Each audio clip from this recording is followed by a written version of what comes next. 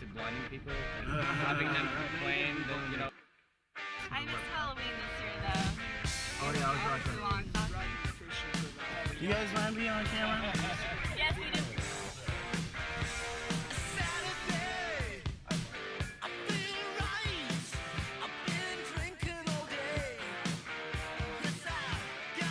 Hi, my name's Christian. I'm with my limo driver. I'm a chauffeur, and this is the whole company right here, me in this car. I moved up here as a dreadlock hippie, and I was looking in the paper for a job, and I always like to look in the miscellaneous section to see what kind of weird things are available. And I saw in the paper, I saw a pedicab for sale. So I asked my whole family, hey, please, I need $700 to buy a pedicab. No. Everyone said no. And then my great aunt called me back and said, it goes against my better judgment, but I'm gonna lend you the $700 to buy the pedicab. And that's where it all started. And slowly but surely built it up to 4 cabs. And since then I've sold them all.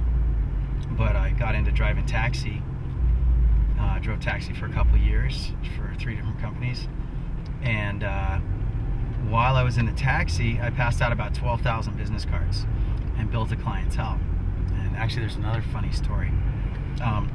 So when things didn't work out between American Taxi and I went to Budget Rent-A-Car and I rented a Lincoln Town Car for a week. And in one day of driving people around, I made the rent for the entire week of Budget Rent-A-Car. And that's when I decided that it was a successful test run and that I should go ahead and buy it.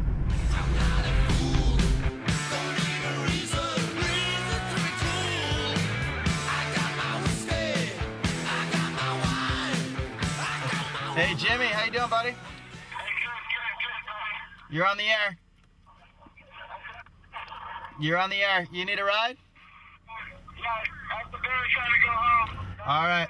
I'll be there in 5 to 10 minutes. Yeah, we're looking to drop somebody off at Pine Tree on the way. Is that all right? No problem. Yeah, I'll be there in about 10 minutes, brother. 10 minutes? Yes, sir. All right, thanks, buddy. No problem. See you soon. Got it? Yeah.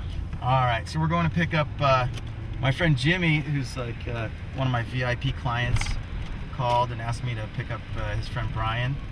And we're going to the Bear, Madison Bear Gardens, which is one of the most valuable buildings in Chico. People don't know that. It's an old brick building. And we're going on a short trip. They always take really good care of me. So I always try my best to take really good care of them as well. We're about 2 blocks away. Well, you know, I've been riding with Christian for about 3 years now. I used to ride with Christian when he was with American Taxi, and he was talking about going into business for himself, and I've completely supported him for about 2 years, 3 years now. And the reason I ride with Christian now is I don't even have to tell him my address. I just say, Christian, pick me up at home. Boom, done deal. I go home. I tell Christian, hey, pick me up at the bar, drop me off at home. He drops me off at home. No problem.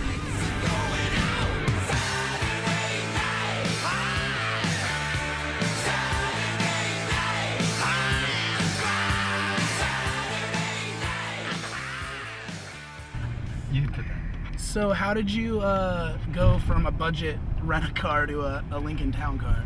Well, actually, I went down to Los Angeles to search for town cars, because here in this area there's probably like 3 to choose from.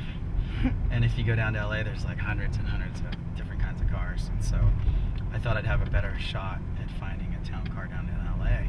And on my way down there, I called Yellow Cab and said, hey, Yellow Cab, I'll buy you a van. Just let me be an owner-operator for you guys. And he said, no, I don't want any more owner-operators. So now he's trying to hire me. It's pretty funny. But yeah, I went down there and found this town car, and it was thanks to a close family friend that vouched for me, that the lady who was selling it allowed me to carry credit with her. I've since paid her off, but I'm still in the process of paying the person who helped me get it. So I owe him $500. I'll get it to him pretty quick. Yeah. the flip side of that coin is if I don't bust my ass, I'm not going to make a living.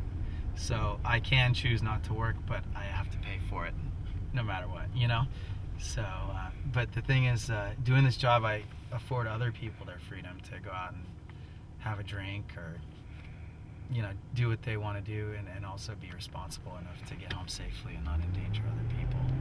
And there's one key, I think, to happiness for people in general is if when you help other people and you make other people's lives better, it's the best way to feel good about yourself.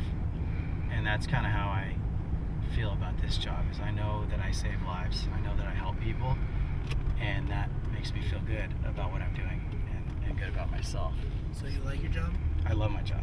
Yeah, it's a lot of fun.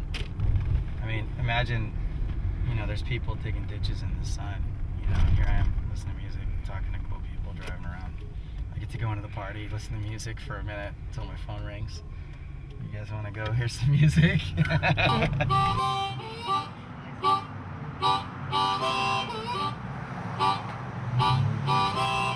Now, when I was a young boy, about the age of 5, my mother told me I was gonna be the greatest thing alive.